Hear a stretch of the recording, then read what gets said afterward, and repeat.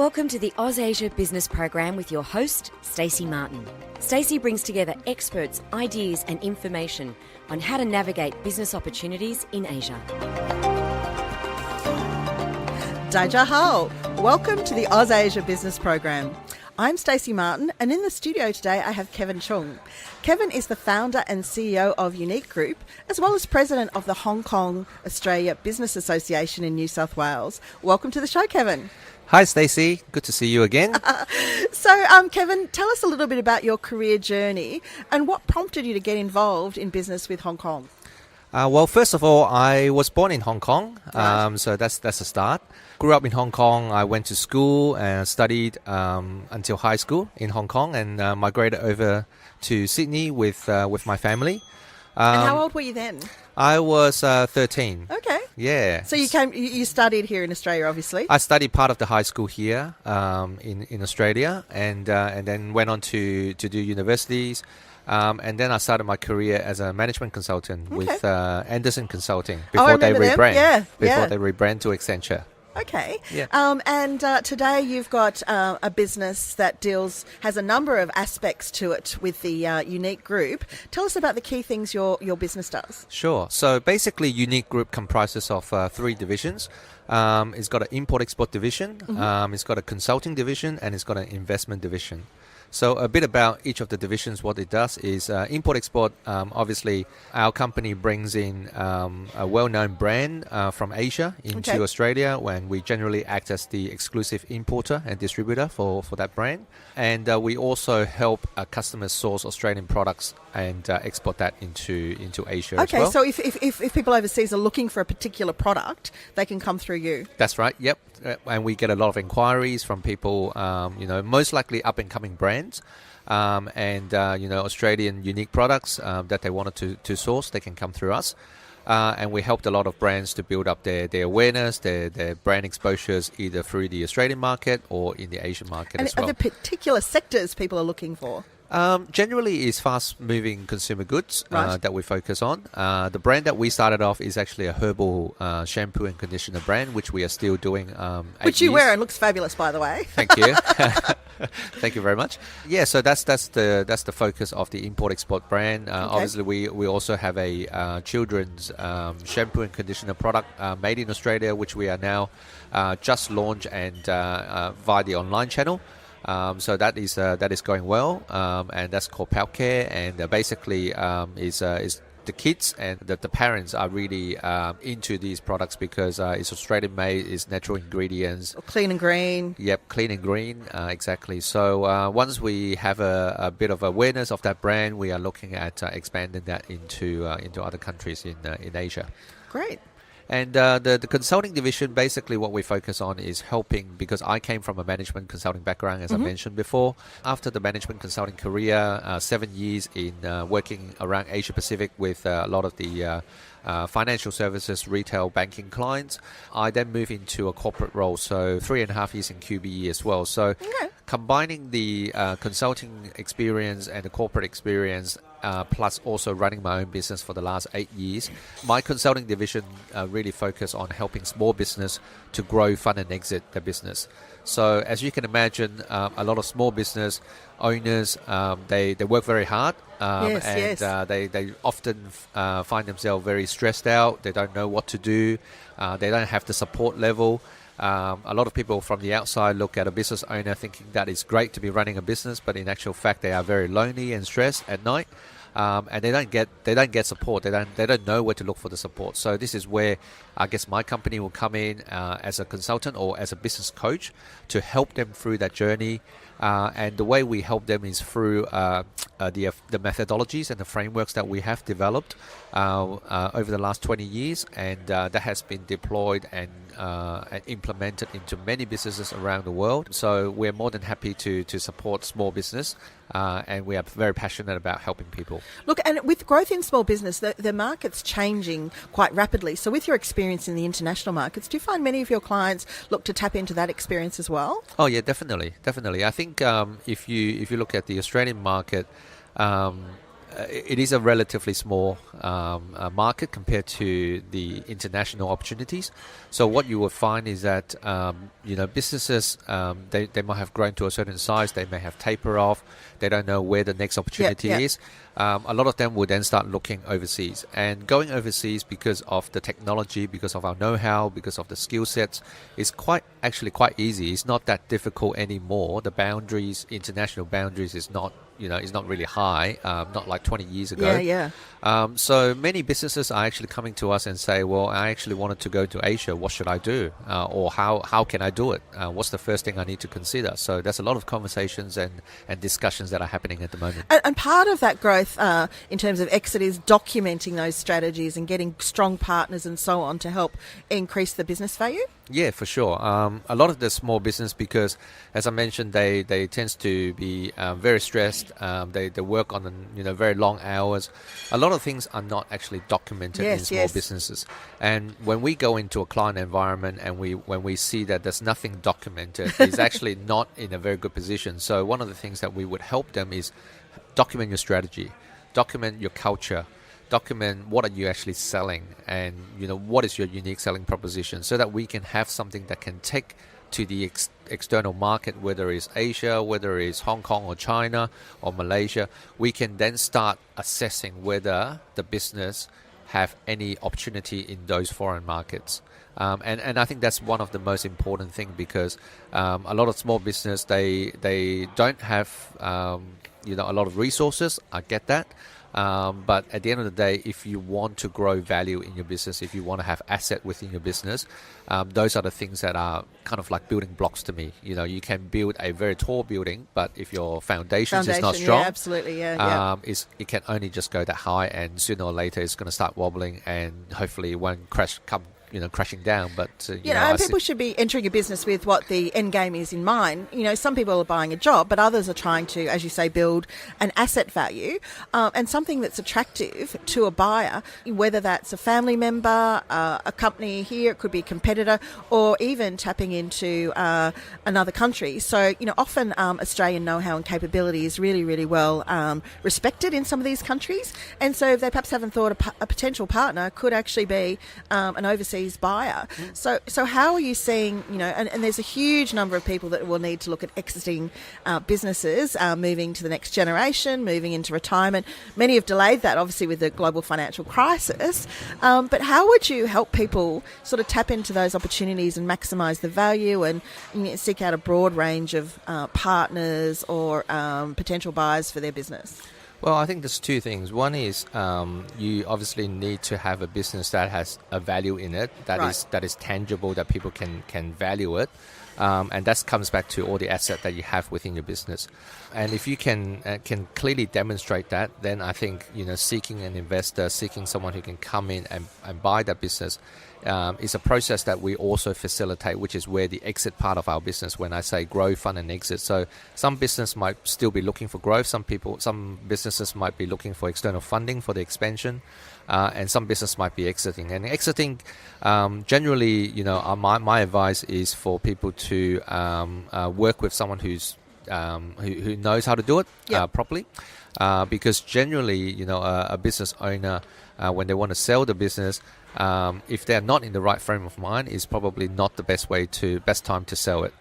So if you are not motivated, if your energy is down, if you're frustrated with how the business is running and you wanted to sell it, generally you're not going to get a very good price out of it. So you have to get it in really good shape, and that comes back to managing stress and vision and, really what legacy are they leaving? How do they want to kind of be remembered? And with that, leaving that business in good shape, not passing it on and finding that it, hasn't really come to fruition and grown any further. Exactly. And that's where, the business coach and the consultant will be able to help. And I guess, when you're seeking a buyer, especially when they're coming from overseas, is to understand the cultural differences of how they might think or how they wanted to operate the business. It is very important. I see a lot of businesses that attracted an external investor where the price is right, but unfortunately when it comes down to operating it, because of the cultural differences, they haven't ironed that out, or they haven't, openly discussed it at the initial phase of the discussion, it ends up with a lot of,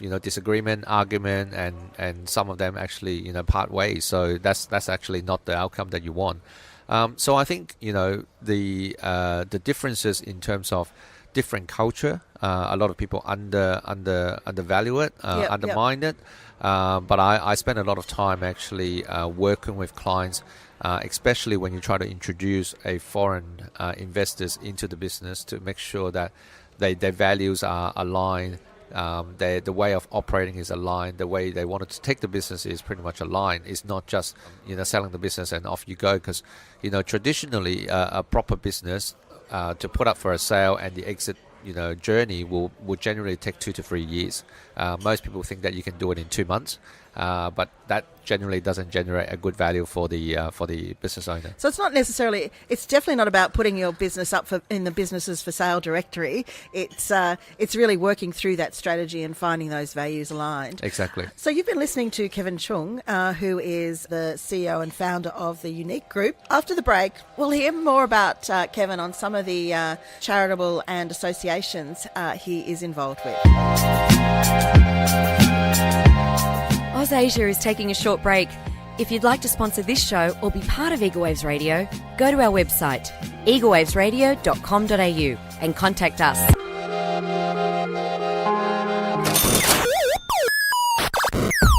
Hey Tess, don't you employ overseas staff and you've been thinking about expanding your business offshore? Yeah, I have been. And you have investors that are also considering moving to Australia?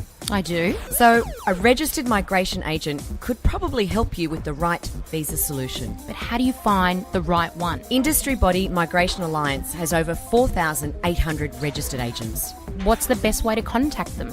Email help@migrationalliance.com.au and you'll find a MARA registered agent right near you. Cool. And now, back to you, Stacey. I'm here in the studio with Kevin Cheung, CEO and founder of UNIKC Group. We've been hearing a little bit about that, but Kevin is also involved with a number of business and community groups. Tell us a little bit about that, Kevin. I am involved in a range of, community associations in a voluntary capacity. Yep. So obviously the Hong Kong Australia Business Association, where I'm currently the New South Wales Chapter President, and I'm also involved in a number of medical associations. I sit on the board, one being the Deb Bailey Foundation, Yes. Which is a focus on raising funds for motor neuron disease. People that listening at the moment might remember the Ice Bucket Challenge, where a lot of people were doing a few years ago. And I'm also the young ambassador for the Garvan Institute of Medical Research. And then on a social basis, I am a director and head of finance for the Australian Chinese Jockey Club. And last but not least, I'm also a trustee for the Australian Chinese Charity Foundation. So that's quite a broad range from business to medical to charity. But I think the medical side is really important with a lot of developments there, not only in Australia, but the Chinese and other markets are looking towards some of those unique scientific developments. Particularly, I remember we went to that Deb Bailey and saw the fish and the way they're looking at using different sort of strategies to solve for those problems. So That's right. It's great that you've contributing with so many interests, so such a busy business life, and then these kind of things. But what I wanted to talk about today was the Hong Kong Business Association. Can you tell us a little bit about that and where it fits into some of the other Hong Kong associations here in Australia? Sure. So the Hong Kong Australia Business Association, a bit of history, was actually initiated by the Hong Kong Trade Development Council, some 30 years ago. And the Hong Kong Trade Development Council, they run a lot of trade shows in Hong Kong, don't they? Yeah, they are they are the biggest trade organizing or exhibition organizer in Hong Kong. Okay. I think over the years, there's probably would be in the hundreds of exhibitions that generally are held in the convention center in Hong Kong. And those exhibitions ranges from, baby products, wedding products, red wine or jewelries, electronics, you name it. There's an industry, they probably have a exhibition sometime in the year. So if people and I've been interested, involved in the Asian Financial Forum, so I've been going there I think 7 or 8 years now, which is a great forum to hear about what's happening globally with world leaders speaking, to connect on the business matching, and also to meet people, and I guess about half of that audience is those from China. So they provide a pretty good platform for really any type of product or service, don't they? That's right.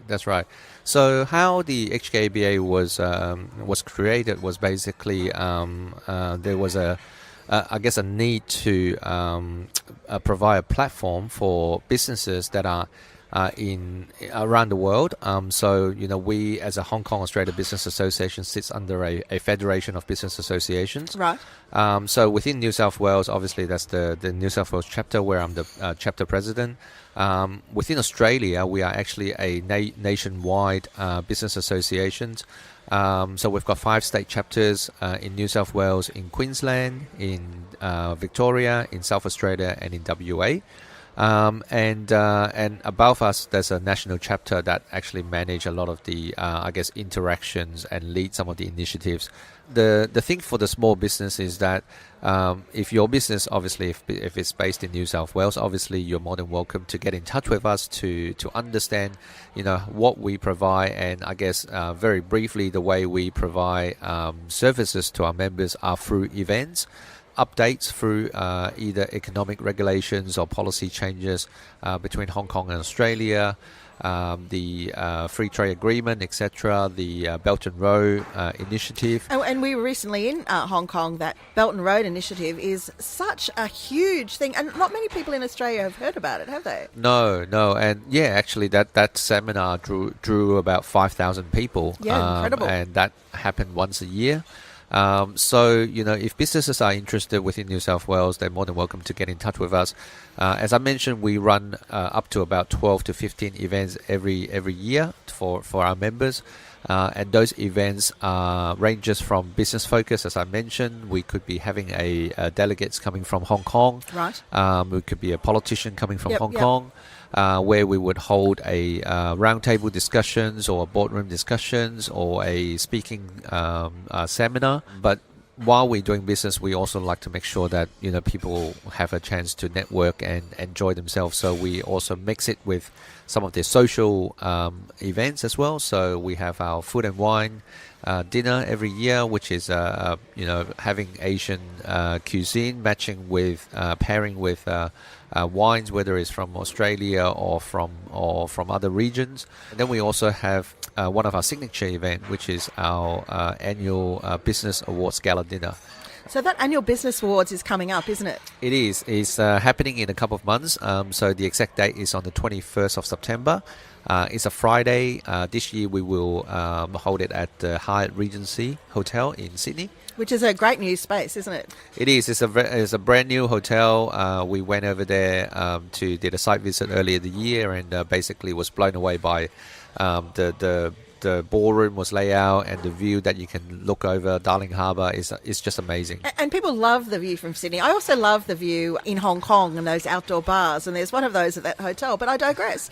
What sort of companies would enter the Business Awards? So the Business Awards, the way we run it is that there's 4 awards going to be given out on the night. Right. And those 4 awards are namely Import Awards, Export Awards, Business Development, and Business Excellence. Okay. So the criteria are fairly simple. As long as you are a business that are based in New South Wales, as long as you can demonstrate that you have some connections to Hong Kong, whether you are importing, products or services or materials from Hong Kong, or you're exporting or doing some business with Hong Kong, you're eligible to enter. Our entries are still open until the 3rd week of August. So there's still plenty of time. If the listeners are interested, they're more than welcome to contact our HKABA office to find out more. And Hong Kong is often considered like a gateway into China, isn't it? You know, if someone's looking to get into kind of Asia, it's a regulated market. You know, there's a lot of advantages. Definitely. And, part of the HKABA, services to our members is to help them establish in Hong Kong. So, and the way we do it is through, one of our other, associations, or what we call the Hong Kong family. Yes. Is called the Invest Hong Kong. So Invest Hong Kong has offices here as well as in Hong Kong.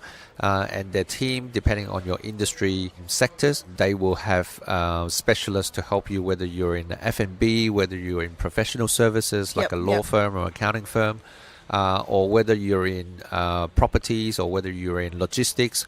Their support is fantastic, and I can only say that I've gone through myself, setting up a company in Hong Kong as well, and the service that they provide is just fantastic. Yeah, and I think even if someone's just starting to think about how they might internationalise, doing your research is really critical. So starting to attend events and network with those that are already in the market and have the experience, is a really great way to get started. Yep.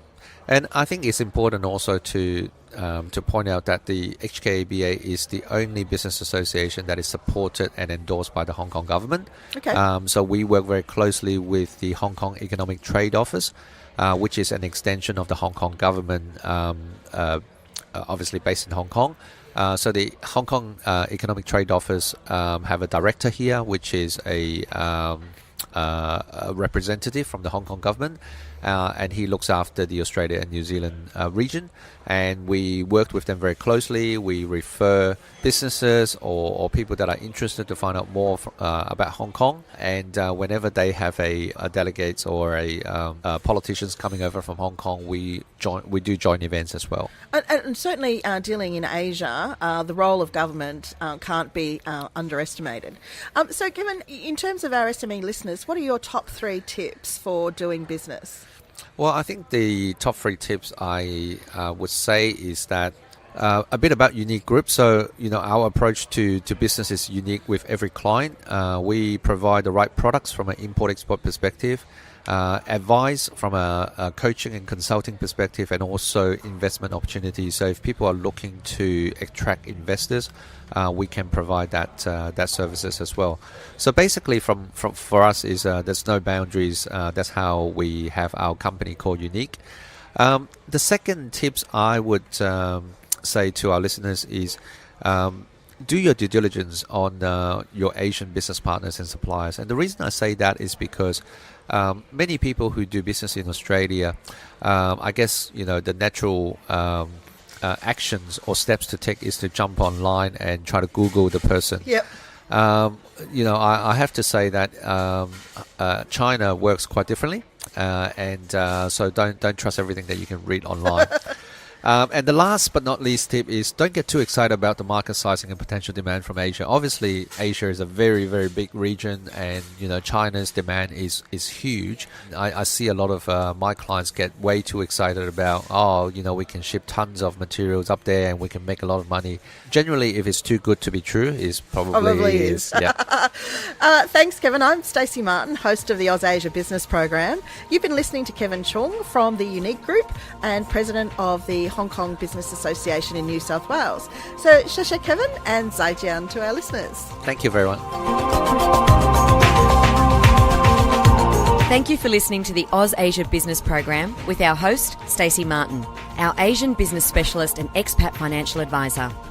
Powered by Eagle Waves Radio and broadcasting proudly from Vivo Cafe, Sydney.